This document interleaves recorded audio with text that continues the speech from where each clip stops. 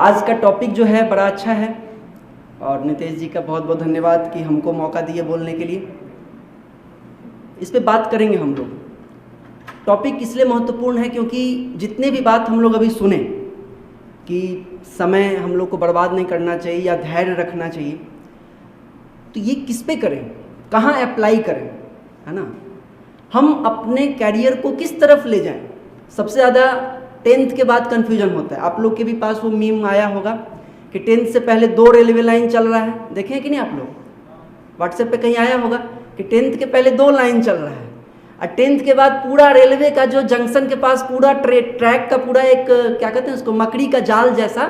तो 10th के बाद समझ में नहीं आता है मैं इंजीनियरिंग करें कि मेडिकल करें कि लॉ करें कि सीए की तरफ जाएं कि आर्मी में जाएं कि पहलवानी करें, क्या करें। तो आज हम लोग थोड़ा थोड़ा प्रयास करेंगे कि आपके उस पिक्चर को साफ करने का। इसके लिए 2 साइंटिस्ट थे, मायर्स और ब्रिग्स। उन दोनों ने मिलाकर के एक टेस्ट बनाया, मायर्स ब्रिग्स टेस्ट। उस टेस्ट में कुछ क्वेश्चन पूछा जाता है, 20 क्वेश्चन है उसमें, और उस क्वेश्चन का आप जो भी आंसर देते हैं उस हिसाब से आपका मार्क्स तैयार होता है और उस मार्क्स के बेसिस पर ये डिसाइड होता है कि आपका जो पर्सनैलिटी है, आपका जो कैरेक्टर है, वो किस जॉब के लायक है। कुछ कुछ आइडिया उससे मिल जाता है। और मायर्स ब्रिग्स टेस्ट इतना फेमस हुआ कि अब उस टेस्ट को देने के लिए आपको हज़ारों रुपए देने पड़ते हैं। आप हज़ारों रुपए दीजिएगा तब वो टेस्ट आपको वो PDF भेजेगा, तब आप उसको भर के अपना आइडिया लगाइए कि आप किस फील्ड में जाना चाहिए। बहुत फेमस टेस्ट है। मेरे पास जो है वो एग्जैक्टली मायर्स ब्रिग्स नहीं है, बट उसी का मॉडिफाइड वर्जन है, तो उसको हम लोग करेंगे। इससे आपको बहुत कुछ आइडिया लगेगा।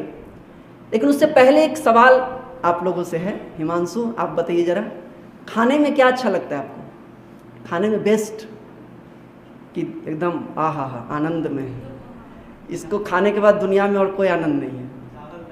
अरे वाह, ये तो बहुत अच्छा है। भाई जी आपका? मीठा चीज़ कोई भी। हमारे पंकज भाई जी को तो मीठा पसंद ही नहीं है। मणिभूषण भाई जी आपका? नॉर्मल ही अच्छा लगता। आप बहन, आपका प्रज्ञा, आपका? मीठा। आपका मेघा जी? पनीर। ठीक है, आपका पनीर है, बहुत अच्छा है। अंजलि दीदी का? आंचल दीदी का, सॉरी,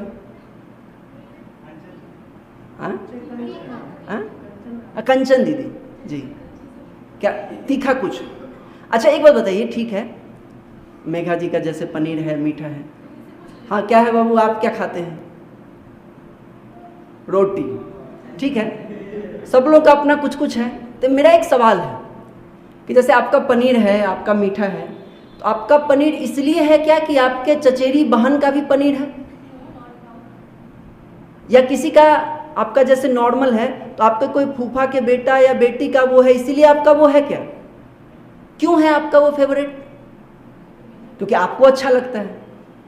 तो जब खाने की चीज़ में हम लोग ये ध्यान देते हैं कि हमको क्या अच्छा लगता है, हमको क्या अच्छा लग रहा है, हमको किस में आनंद है, तो कैरियर डिसाइड करने में हम लोग ये क्यों सोचते हैं कि फलाना कलर का गूगल में है और करोड़ों का पैकेज है तो हमको भी उधर ही जाना चाहिए, या वो जो है वो डॉक्टर बन गया तो हम भी डॉक्टर ही बने।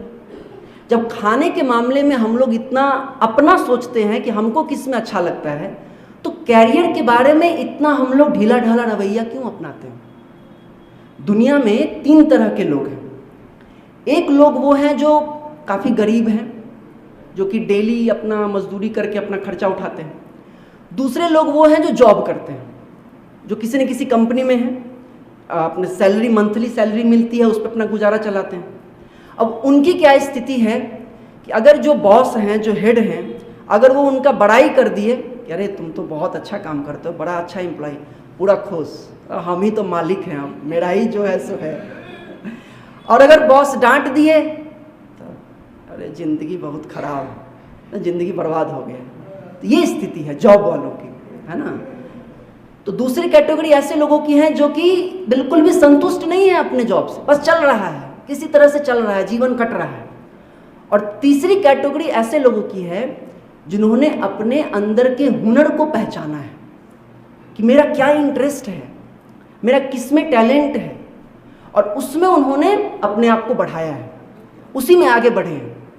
और उसमें आगे बढ़ते बढ़ते आज उनकी गणना बहुत लोगों में होती है। हुनर जो है, हुनर सबके अंदर है, किसी का छिप जाता है तो किसी का पेपर में छप जाता है ना।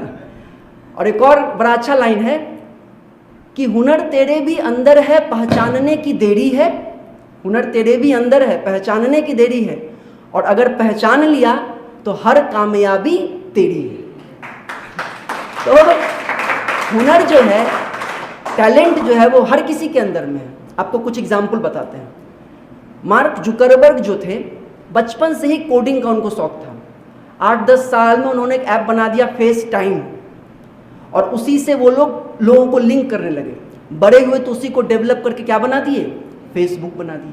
बचपन से ही कोडिंग का शौक था, टैलेंट था, उसी फील्ड में आगे गए। आज आप देखिए क्या है। या बिल गेट्स को देख लीजिए, बचपन से उनको ऐप्स बनाने का शौक था, सॉफ्टवेयर डेवलप करने का शौक था। आज बिल गेट्स की तुलना सबसे अमीरों में होती है। अपने देश में देख लीजिए, अभी पूरी दुनिया जिसकी दीवानी है क्रिकेट का, बाहुबली कौन है, महेंद्र बाहुबली, महेंद्र सिंह धोनी। उसकी कहानी तो सब लोगों को पता होगी, MS धोनी अनटोल्ड स्टोरी। अगर आप मूवी देखे हो तो उसमें तो वो TC बन गए, गवर्नमेंट जॉब, लेकिन उसको छोड़ दिए। गवर्नमेंट जॉब था, सेफ्टी पूरा, जो हम लोग कहते हैं कि सेटल्ड लाइफ, अब तो भाई हो गया, उसको छोड़ दिए। क्यों? क्योंकि इंटरेस्ट था खेलने में, इंटरेस्ट भी था और कॉन्फिडेंस भी था कि हम खेलेंगे तो हम अच्छा खेलेंगे। या आप, एक लड़का था, छोटा ही था, 5-6 साल का था, तो बहुत बोलता था, बहुत कॉमेडी करता था। तो लोग जब भी कहीं अगल बगल में फंक्शन होता, लोग उसको स्टेज पे चढ़ा देते, कुछ बोल के सुनाओ, कुछ बोल के सुनाओ। अब उसको लगा कि मेरे अंदर ये कला है, उसको विकसित किया। आज सोनी पे उसका शो आता है। कौन सा शो आता है? द कपिल शर्मा शो, देख लीजिए। तो सबसे महत्वपूर्ण है अपने अंदर के टैलेंट को, अपने अंदर के हुनर को पहचानना। कैसे पहचानेंगे, कैसे पहचाने टैलेंट? तो इसका एक लाइन में, ऐसे तो बहुत सारा है, लेकिन एक लाइन में आप उसको समझ सकते हैं कि आप सोचिए कोई ऐसा काम जो कि आपको लगता है कि आपसे अच्छा और कोई नहीं कर सकता है। आप सोचिए कि कोई ऐसा काम है क्या जो आपको लगता है कि ये हमसे अच्छा कोई नहीं कर सकता है, हम इस काम को सबसे अच्छे तरीके से कर सकते हैं, हमसे अच्छा कोई नहीं कर सकता। अगर वो काम आप पता लगा लिए तो वही आपका टैलेंट है, वही आपका हुनर है। या ऐसा काम जिसको कि आप बिना सैलरी के भी, बिना पैसे के भी करने के लिए तैयार हैं, कर सकते हैं।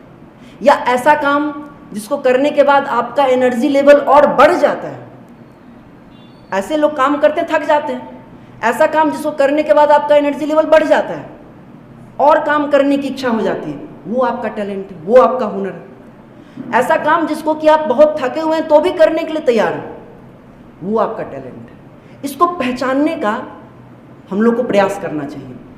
कहा जाता है कि 9 तरह के इंटेलिजेंस होते हैं, है ना। उन 9 तरह के इंटेलिजेंस में ही पूरी दुनिया है। आइए भाई जी बैठिए। 9 तरह का इंटेलिजेंस होता है पूरी दुनिया में, 9 तरह का इंटेलिजेंस है, उससे ज़्यादा नहीं है। जैसे अगर आप व्यवहार कुशल हैं, किसी से भी बात करने में आपको कभी झिझक नहीं होती है ना, कोई भी मिला उससे आप बात कर सकते हैं, उससे बातचीत कर सकते हैं। अगले की बात अगर कोई कुछ कह रहा है उसको आप समझ सकते हैं तुरंत में, तो इसका मतलब है कि आपको बिजनेस के फील्ड में जाना चाहिए, आपको बिजनेस की तरफ जाना चाहिए। अगर आपका मैथ्स अच्छा है, आपकी रीजनिंग अच्छी है, तो आपको कोडिंग की तरफ या इंजीनियरिंग की तरफ जाना चाहिए। अगर जैसे आपका है, आपका म्यूज़िक में इंटरेस्ट है, आपको लगता है कि हम संगीत में बहुत अच्छा कर सकते हैं, तो आप उस फील्ड में जाइए। अगर बचपन से आपको खेल कूद में इंटरेस्ट है, आप काफ़ी एथलेटिक हैं, तो आपको आर्मी में या स्पोर्ट्स में जाना चाहिए, है कि नहीं।